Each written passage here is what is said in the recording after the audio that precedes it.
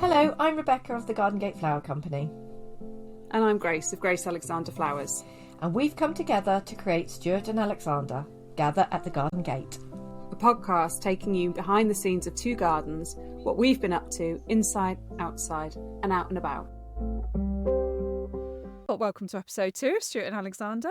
This is Grace and Becca sharing what we've been up to. Hello, Grace. Hello. Hey you, how you doing? Yeah, good. It was so nice to see you for that very brief catch-up. It was lovely. I'm sorry it was so brief. It was incredibly stressful and very brief, wasn't it? But I felt like I just dragged you around the garden very fast with a cup of tea.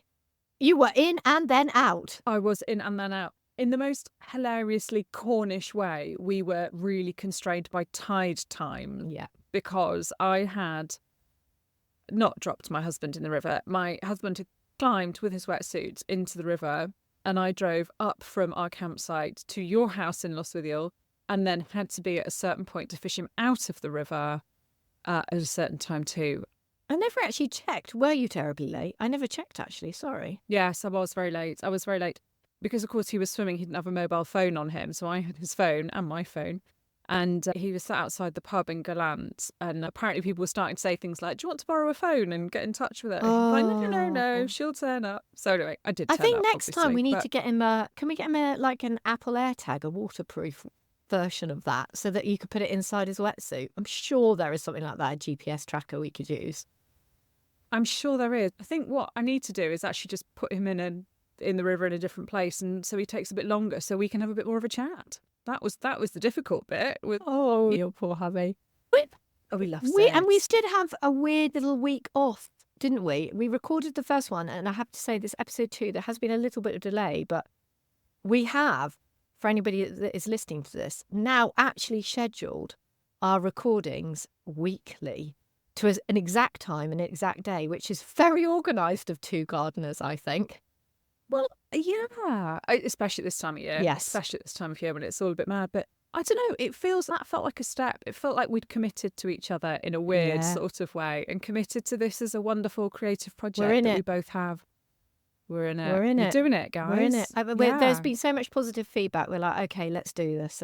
And it's going to, I think this season is going to run, till about the end of August, beginning of September, because September is a bit manic, and then we'll go into a little bit of a break around September and then start again in October, which will be fine because hopefully we'll get some nice information out and about. So I was chatting to somebody about how I was feeling a little bit creatively a bit flat with this year, and they said, I think it's just this summer. I think everyone's feeling like this. And then she said the magic words, which were, by autumn, when you're in your season, you'll be in your element and it'll all be fine. And it's so mad that we're thinking about an autumn season for the podcast already. But I am raving autumn this year. Yeah. I do every year because I love it, but so ready for it this year. I'm going to be... I don't feel I'm really there ready for it just yet. I'm definitely hanging on to the summer that we haven't had yet. But I think from a work point of view, as in growing flowers, I was in it a week, 2 weeks ago. I'm like, my whole head is summer for me is done. What's in the garden is in the garden. So anything else now is completely turning my mind to autumn. So all the planning, clearing other beds, working out what worked, what didn't work, analysing everything. It's just my head is in autumn sowing. Autumn, even things like buying perennials and things like that, spare root, anything like that, I'm in it. Yeah. You have got the permission to go ahead.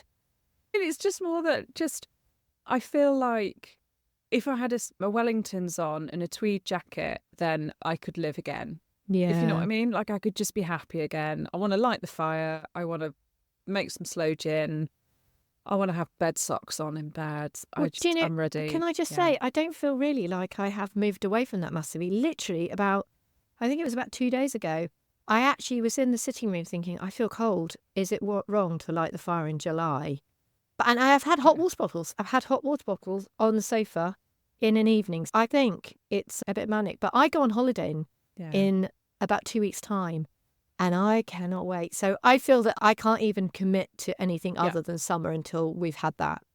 Fair enough. So I'm going to keep you hanging on to the last dregs of anything we've got. Well, in which case, if you get my newsletter and or are a member of Gather, I'm sorry, we're going to have one more month of me just writing slugs, colbies, we'll come on to it. and then when life all turns round, it will be an ode to the wonderfulness of the chill. Anyway, but my in. So I'm really pleased that we are recording this when we're recording it, because my wonderful husband and his incredible friend, Ant, who is a man mountain. He was once an Olympic, let me get this right, the tea tray that goes down head first. Oh, yeah. The fast thing? No, the skeleton. The really fast thing. It's a skeleton. It's a skeleton. Skeleton bobsleigh. Yeah. Skeleton bobsleigh. He was an Olympic skeleton bobslayer. He is an incredible athlete, but then gave it all up and became a timber oak framer. And it's just one of the world's wonderful human beings, as is his wife. They have just finished the joists downstairs in the scullery. So another big section of the cottage has a floor. So I'm very excited. That is exciting. Very excited. You've got so much cool inns at the moment, haven't you? You're going to be winning on the inns front. I have to say, I'm very lucky in that. I can't really compete on the timing. Although I've just realised my friend Naomi, who comes and gardens with me on Thursday, who was retrained as an upholsterer, she was meant to take my chairs with me, and that was going to be next week's in, that she'd reupholstered my beautiful dining room chairs, but I've forgotten to give them to her. Do you know that I do upholstery? That won't happen now. Was in my... Do you want to do? No, I don't. No, I don't. But in a previous life, I was very heavily pregnant and learned to be an upholsterer. I loved it. Yeah. Oh, tell me a bit about that. I think, again, it was, I can't really remember. I think it was when we moved to Cornwall and I was working. It was before I started making the curtains and blind business, which I absolutely loved. But I really liked upholstery. I love it. I like constructive textiles. So anything that you have to make something, constructively is actually really like headboards and things like that. I went on a really good course. I don't know whether it still exists, but it's Grandpound Way in Cornwall. And they teach the traditional way of doing upholstery. So it isn't a case of using it isn't like as interior design masters where you use a staple gun. It is proper tacks and nails and all that sort of stuff. Yeah. And learning how to stitch in the wadding and things like that. I mean, what is fascinating is when you take off like all these old chairs and strip them back, how many have been reupholstered by just putting fabric on top of fabric? But obviously we took it right back to the webbing, redid the webbing. And things like when you do the wadding, you have to make, with using yarn, thread and needle, you have to make a roll at the front, almost like a tube sausage at the front. And that all helps with the way that you sit on a chair and stuff, that it reinforces the front so that it doesn't sink at the front. It's really, if anyone's into it, I really love it. The only downside that I saw, one was that I was slowly, increasingly getting pregnant and getting any close to a chair and upholstering it was getting quite difficult. Yeah. And secondly, you do actually need quite a good, decent-sized workshop. It's really dusty, yucky work. That's the other thing. It's not glamorous. It's quite dusty. But I annoyingly, as it's again one of those things that I keep thinking, I must do this, that chair in the corner, I must sort it out. But inevitably, builders' houses, it's the same scenario, isn't it? Absolutely. Yeah. Yes. Funny enough, we were having exactly that conversation last night over dinner about, you never do quite the same at home as you do at work. No. But yes. My in isn't anywhere near as exciting, but, and I don't mean to rub your nose in it when I say this. Oh, no. It's all right. It's fit for, fit for podcast. Is it sweet peas? Yeah, it's sweet peas. Oh, I've been bringing in armfuls of sweet peas, just literally armfuls of them. And up until a couple of days ago, with huge success, we've had quite a lot of rain in the last couple of days. So actually, one thing I forgot is that sweet peas, it's a really great reminder when it happens, but sweet peas really mark if they get rained on. You don't always notice it straight away, but when they dry, they quite often dry with watermarks. So if anyone is using them, just be mindful that if you're picking them in the wet and they dry out, they can go brown and stain. But I've been loving them. So one thing I've been doing is collecting up all the bud vases I can find in all the different shapes and sizes. And I even put a bud vase of sweet peas in the teenager's bedroom. I've had that many. Now that's saying something. It was beautiful when I just briefly popped in and I didn't say this at the time, but I felt a wash of interior envy just Oh. spread from the top of my head to the soles of my feet, because your kitchen was just incredible. But yeah, just having those dotted sweet peas, just 5 or 7 in one little, just beautiful. It's been really nice. I will Stunning. say though, those are the autumn sown sweet peas, and I put it on stories today on Instagram. My spring sown are dismal. They really are dismal. The flowers are short, the plants are short. Interesting reading a little bit about it. They really do. The sweet pea growers really do advocate sowing them in autumn. Mine It's quite interesting. the only reason I haven't gone a funny colour and swooned is that mine are picking up. Well, maybe they will. Mine Maybe are mine picking will. up. Yeah, maybe I've still got time. I don't know. What are we, July? I'm just thinking, would hope they would have been in their stride by now, Grace. Yeah, I mean, my plants are small still, but some of the stem length, some of the flowers on the Piggy Sue are just to die for. Oh, And they- not yeah. just, often you get that first one is stunning and then everything after that's a bit, These are just pumping out like the most beautiful blooms. Really just lovely size. And the worst of it is I daren't cut a single one. No. I daren't cut a single one because I know if I do, I might get a big flush of flowers, because every flower is a seed pod to me. So it's all about the seed. So I'm thinking that maybe half of them, I'm going to really just strip all the flowers off, give it a feed and see if I can get like a really big rush of flowers. But a bit of me is just like, I don't touch anything. No, I know. It's a real balance So- for you seed savers, that's for sure. I've just willy-nilly grabbed them all and not worried about it. Yeah. We'll just make a new plan for September. Yeah. So my out, what have I been doing out? I think when we last spoke, I was saying that I was going to go out and sow all the biennial seed, and I did. I sowed all my foxgloves, unless I've talked about this Lovely. before, and apologies if I've gone No. over the same thing. So I've had really good success with sowing my biennial seed.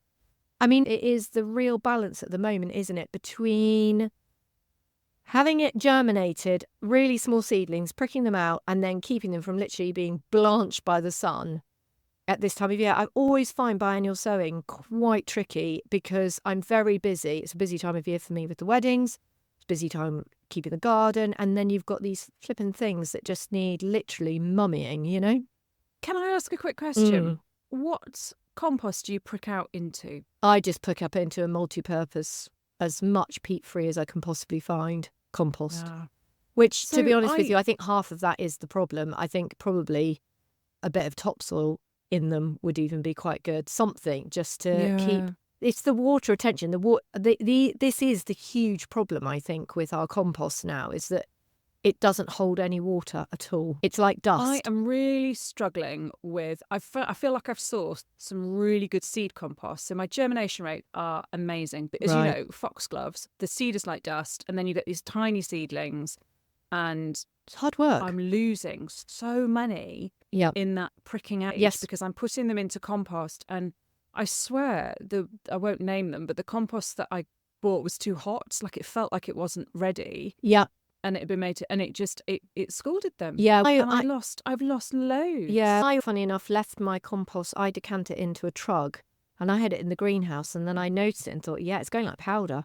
I need to put it back in the dark and into somewhere where it's not getting dried out. It is a real problem. I've got these into a small cell trays, and then what I've done is keep them in the shade. But I struggle with anywhere that I've got full shade all day, because that's essentially what it needs, is full shade all day now, foxgloves do. But it's crazy, isn't it? Because foxgloves grow in cracks in the wall, for goodness sake. They grow in absolutely no compost whatsoever. So can I give you my out? And this will link on okay, yeah, do that. So my out is that I have just started in earnest the 2024 seed harvest. So the first really big harvest have come in, and the first one does need a lot more drying, but the spires are cut, is the digitalis mertenensis, which is the beautiful strawberry perennial foxglove. Oh, I've just sown though. That's what I've sown. Oh, yeah, so nice. I love them. You know me, I'm not big on pink, but they are fabulous. I just love them. It's not even really a pink, is it? It's like a it's like a champagne rosé, like a deep apricot-y. Yeah, that is. Like I'm so putting that on the seed packet. Oh, yeah. It is like that, isn't it? It's like an aged rosé. Oh, my God, that's what we should rename it. Aged rosé. Aged rosé. Yeah. Love it. Carry on, sorry, because I got very excited because I have a tray of them. Well, currently. But it's one of the things that I adore about foxgloves is how generous they are with their seed. Like, you can get buckets and buckets of seed off foxglove because it's just so abundant. And a bit of me was thinking, I've lost loads of apricot foxgloves. I've got some parviflora that are looking a bit sorry for themselves. And I did wonder whether or not I should just direct sow. Just in a shady, cool spot, and just chuck the seed around and just whatever comes up. And hope for the best. It's heartbreaking. I hope for the best, because you're right. Wild foxgloves, they're so opportunistic and they're just amazing. Well, I've got another little patch, and I think exactly that. I've done a lot of direct sowing, although I've direct sowed just last week a whole load of Ami, corncockles, cosmos, just to get another crop of white flower mix for September. And I don't know whether they've got slug eaten as they've come out already. It is, but I think foxgloves, I think you would be all right. Definitely, it would definitely be worth a go. Yeah, I've lost a late row of cosmos, which I put in just before we went on holiday, and I've come back. It's gone. It's just gone. Yeah. Gone. It is. They are incredibly difficult this year. They really are. So I don't know, but Someone said pigeons, actually, because they look like they've just been packed off at the base rather than nibbled. So. Oh, I'm sure it's everything. I mean, you name it, I've probably got it. But yeah, so that's what I've been doing. I've been doing the biennials. They've been doing really well, picking sweet peas like mad, weeding where possible, and enjoying actually the new tunnel, I will say as well. Really enjoying the new tunnel, which I'm very pleased with, the double-sided mesh ventilated tunnel, rather than plastic to the ground. Slightly different to what a lot of people do. They either have a full plastic to the ground both sides, or maybe plastic one side with the prevailing wind. Plastic on the prevailing wind and maybe mesh on the other side. I opted for mesh on both sides because I wanted to keep the overall temperature of the tunnel down, even in the height of summer. And I know we haven't had a warm summer. So maybe it's a bad year to judge it by, but there is definitely ventilation in the tunnel. It's the only thing that's going to work this season. It's your polytunnel. My polytunnel's great. I tell you what, it's like, maybe that's why I'm so happy, because I feel like I've gone abroad every day I go into it without it being ridiculously hot and I need aircon. So it's like a really balmy, nice sort of 28 degrees. It's lovely. Oh, nice. Yeah, exactly. It's just me. I'm under a blanket. Yeah, totally. So that's really good. And out. Where to start? Because I feel like I've got a few to choose from, and I've already declared that I am slightly stockpiling mine because they're far too good not to share. That's my argument. Absolutely. Let's not binge. Let's do a nice drip feed. Yeah. So I have just celebrated with the mama her 70th birthday week, which did literally go on for a week's worth of celebrations and still feels like it's still going on, really. So she's having a wonderful time, and we were very kindly taken by her girlfriends to Hotel Ensley, which was lovely. Now, I have been to Hotel Ensley years and years ago. I did a wedding there, and I've done a photo shoot there, and I do really like it. It is just on the border you can see Devon one side literally you look across the valley and it's Devon. So the woods on the other side of Devon. And we had one of those trips out for lunch that turns into unexpectedly one of the best days you've had for ages. It was one of those. And I think it was a combination of obviously great company, a wonderful celebration, but also it was a blindingly hot, beautiful day. We ate outside. And if you do go to Hotel Ensley and you do get the opportunity to eat outside, ask for the alcove table. One of Mum's friends, lovely Emma, is obviously a seasoned traveller to Hotel Ensley. She'd booked this lovely table, and you sit underneath this lovely alcove outside, and you just look out into the sort of garden and down the valley to the river, and it's just absolutely stunning.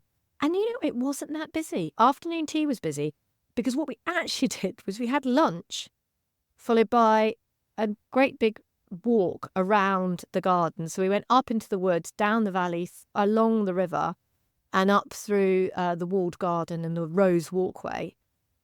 to then follow it by afternoon tea because obviously we hadn't eaten enough. I thought you were going to say that. That is decadent. It was. To have lunch out and then afternoon tea. It was seriously decadent. That is yeah, it really was decadent. And I have to say the food was unbelievably beautiful. The thing, my takeaway was, honestly, if you're going soon or you're passing and can go, I had the lemon panna cotta with strawberries and basil sorbet. And the basil sorbet, honestly, it just blew my mind. It was so beautiful. It was so beautiful.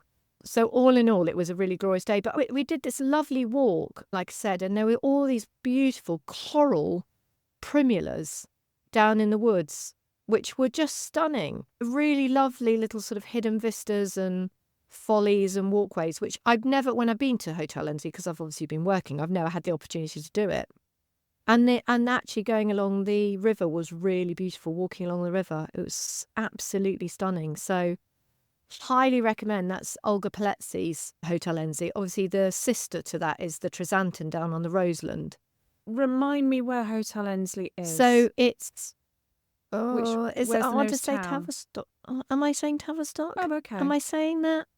Well, for years, double check I've it. got this mixed up Yeah. with, as you drive into Plymouth, there is a garden centre called Ensley Garden Centre. And for years, I thought that's where it was. And it's not the most edifying garden centre. Oh, no. And I was always really confused Yes. that everyone said, oh, I'm going for afternoon tea at Ensley. And I'd be like, really? No, you're I mean, right. it's got... Yeah, no, you're right. There is a garden centre called Ensley. Yeah, and it's not that. But actually, there was a garden centre. There was a nursery right on the edge of Ensley Hotel. And that's gone now, which is quite sad, actually. Oh. But yeah, honestly, this was dog friendly as well. So...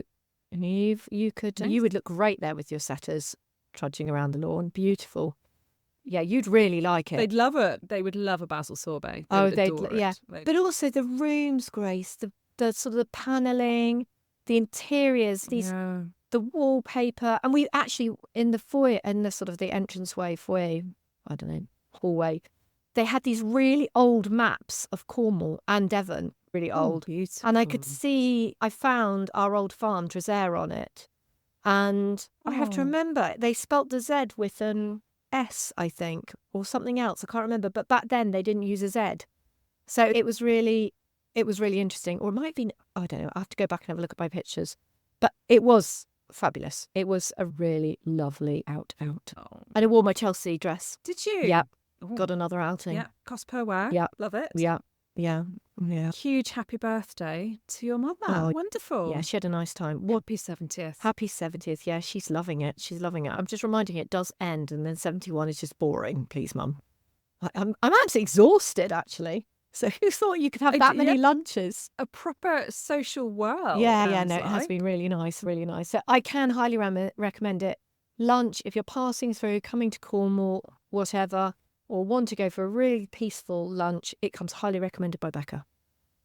Yeah, I think my brother and his wife have been there a few times as well because they're not a million miles away from there and also second the recommendation. So there we go. Top. The only of thing the that would have list, made I it think. even better is that if Emma turned around and said, we've actually booked a room for the evening as well. Because I honestly kid you not, we didn't leave till 6 o'clock in the evening. I actually at one point thought they were going to kick us out because they were setting up for dinner. Funnily enough, maybe that's the criteria for best outs this week because I also went somewhere for lunch and then spent almost all of the time I was eating lunch trying to work out how we could stay the night. Oh, I love it. Where did you go? As you know, we were in Cornwall for, it wasn't quite a week, it was 6 days, just over the other side of River Tafoy.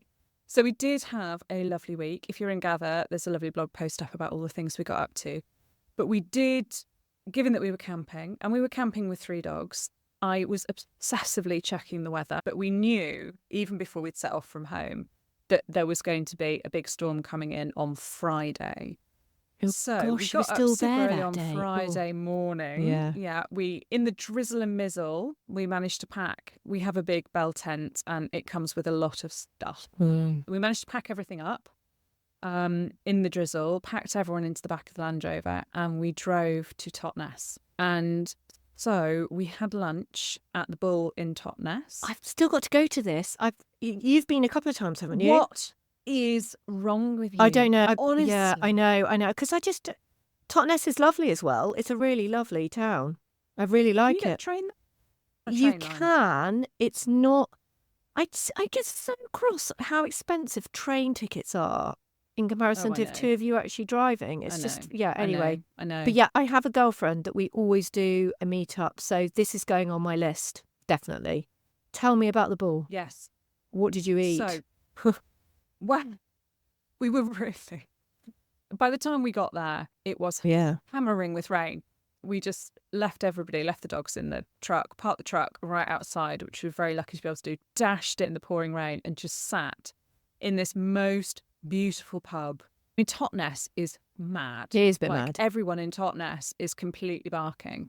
And so it was just full of these incredible people. So there was a couple at the next table that when they arrived, the waiters were just lovely, introduced them and said, "Oh, this is your table." And they said, "Oh, thank goodness, it's our favourite table." And I thought, oh, my days, you come here a lot. This gorgeous Cocker Spaniel puppy, which had its own little blanket. They laid out the blanket. This puppy got on and lay down. And I thought, this dog spends a lot of time in pubs. And they just cracked open a bottle of wine on a Friday afternoon. I thought, that sounds like bliss, doesn't it? Living a good life. Living the dream. Yeah. Yes. And there were just greyhounds and whippets everywhere and incredibly posh people in jumpsuits. It's very everywhere, eccentric, I think. Being Totnes. I think Totnes is Mad. very eccentric. Yeah. It's utterly bonkers. And it's become more eccentric, I think, over the years, because it used to be very arty and now it is a major art capital. Yeah. It's just bonkers now. Yeah. On the other side of the road was a vinyl record shop. That's right. And that is Totnes. That is Totnes. Yeah. It's just completely. Anyway, but it was warm and it was dry and it was utterly beautiful. And we ate incredible food. Both my husband and I ordered exactly the same thing for both of our courses, which was not very imaginative, but it was just perfect. What did you eat? Incredible. So we had miso mushrooms yum. I can't remember what the base was. It was something that when we Googled it to find out what it was, it's a butter sauce with cream and onion. Nice. Yeah, that's why. It was I was going to say that's why it tasted good. It was lagged in loads of butter. Yeah, nice. Yeah. Yeah. But so intense and just beautiful. And then we had panisse, which is chickpea sort of chips in a funniest way, although they weren't chip-shaped, with lots of amazing light summer vegetables, which was lovely. And then I confess I had a massive pressed chocolate cake, which I'm sure is a River Cafe recipe. If anyone knows, please do let me know. But I'm sure that pressed chocolate cake, so it's imagine a brownie but not fudgy. Ooh. Basically like just solid chocolate goodness. So that rounded off my holiday away of just a bit of, that was my decadence. Yeah. But we did sit there thinking, how do we just book a room? Because it'd be the most amazing place. I have had dinner there for my brother's birthday a couple of years ago. And just, I think to go down, to just go for a little mooch around Totnes, to have dinner. Yeah. And then to go to bed in one of their amazing bedrooms. Yeah. My friend Alice. That'd be worth a week worth of camping. My friend Alice from Alice and Scandyland, a shop here in Lostwithiel, she has been and stayed the night and she really liked it. I don't know whether she was on some sort of press or PR trip or something, but it did look amazing and the rooms look really nice, really nice. No, I know. I have been to Totnes only last year because, like everything, you never quite get out as much as you want to. And we didn't eat there. I think we hadn't got ourselves organised and it was very busy. So I think, did you actually book before you went or did you wing it? Yes. Yeah. No, absolutely booked. Yeah, I think that was where everything. planner. Well, if I've arrived at somewhere and I'm hungry and I've committed emotionally to eating that meal, I do not cope well with being turned away, so I don't risk it. No, so I think I think that's where we went wrong. We hadn't booked and every cafe was busy in Totnes as well. There were people coming in and they were being turned away. So yeah, this is not on brand at all. But my husband is a very big funk fan, and so early on in our relationship, I indulged. I love the fact she's not going to listen to this. I must remember not to edit it when he's around. Would go to these incredible funk gigs called Jelly Jazz, which were run by a guy who was DJ in Totnes. So we did go to quite a lot of gigs in Totnes. Oh, okay. But if I'm honest, I would almost infinitely prefer to go for lunch at the Bull in Totnes than ever go to a funk gig ever again. Oh, yeah. I'm there as well. Anything with food and a nice bottle of wine in the corner, I'm there. Totally there. I'm so pleased that we're back doing this and chatting again. I've missed seeing you. and hearing what you've been up to. And I'm glad the Cornish trip wasn't a complete and utter washout. It wasn't. It was really glorious, actually. Yeah. It's really funny because I've talked a lot about it and gather and post lots of pictures and stuff, but I'm always a bit funny about putting too much on social media that I'm in a tent in Lostwithiel. Or just in case somebody comes and get you. Rob my house. Yeah, Oh, no, not fussed about that. Oh, no, God. no one's going to hurt me. I'm worried about my house. I love it. That is somebody that absolutely adores their house, isn't it? I know. I have to say, I'm very lucky because we go away in a few weeks' time. And the wonderful, lovely Maz, my old business partner, is coming to house sit. Maz. Yeah, gorgeous Maz. Maz is I've got the best house sitter possible because one, she actually bred Mabel. So Mabel is going to be looked after by her birth mother. And two, she's obviously fantastic with plants and everything. So no pressure, Maz, if she's listening to this. But there are some really high maintenance foxgloves she's got to look after whilst I'm away. Which is a bit mean, isn't it? I did start saying some other things. I was thinking, actually, maybe I should leave sewing now until I get back because this is actually quite mean. You are listening, Maz. Lots and lots of love. Yeah. Lots of love. Hope you're well. She is well. She is well. She's just finished and qualifying for being a teacher, actually. So she's done her PGCE. Yeah, exactly. We've lost her to the dark side of teaching. Educationally, yeah. But I think the gardening thing will always be with her. I'll rope her into something, don't worry. Yeah. But listen, it's lovely chatting to you.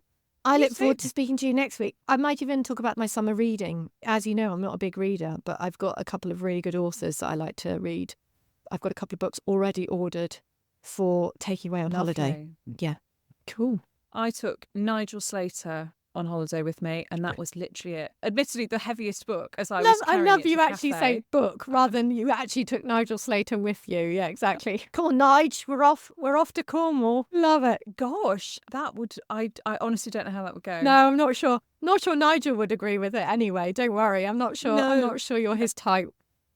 No, I think you're very correct there. But he would have loved the bull. He would have loved the bull, I'm and sure. he would have loved St Winnow, that's for sure. It's such a beautiful campsite. It's gorgeous, St Winnow.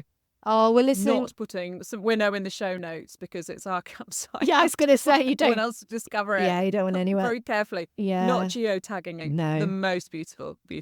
Tranquil. Anyway, my love, okay, have a wonderful week. And Thank you. We will catch up next week. And I'm off to go and cut some more big seed heads off things. Oh, I'm going to go and move the foxgloves. I can see from the garden the sun is coming round to fry them for a little bit of afternoon sunshine. So yes, I will see you soon. Take care. Lots of love to everyone. Right. Bye.